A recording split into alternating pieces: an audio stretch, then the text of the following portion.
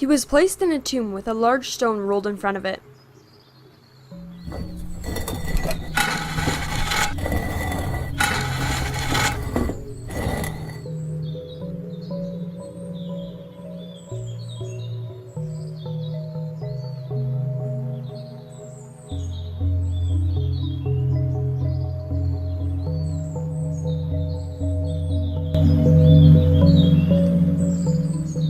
Early on the first day of the week, while it was still dark, Mary Magdalene went to the tomb and saw that the stone had been removed from the entrance.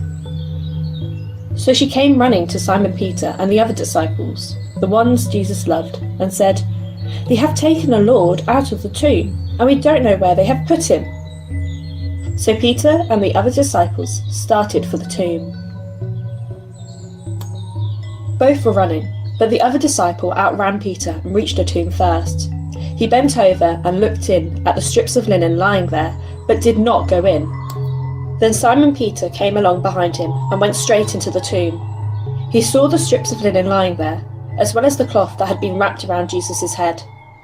The cloth was still lying in its place, separate from the linen. Finally, the other disciple, who had reached the tomb first, also went inside. He saw and believed. They still did not understand from Scripture that Jesus had to rise from the dead. Then the disciples went back to where they were staying.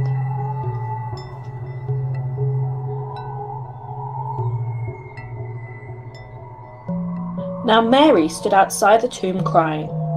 As she wept, she bent over to look into the tomb, and saw two angels in white seated where Jesus' body had been, one at the head and another at the foot.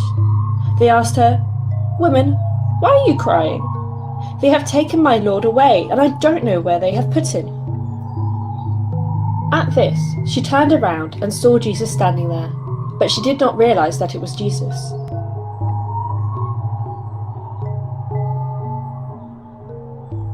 He asked her, "Woman, why are you crying? What is it you are looking for?" Thinking he was a gardener, she said, "Sir, if you have carried him away, tell me where you have put him, and I will get him." Jesus said to her, "Mary." She turned towards him and cried out in Aramaic, "Rabboni?" Jesus said, "Do not hold on to me, for I have not yet ascended to the Father. Go instead to my brothers and tell them, I am ascending to my Father and your Father, to my God and your God."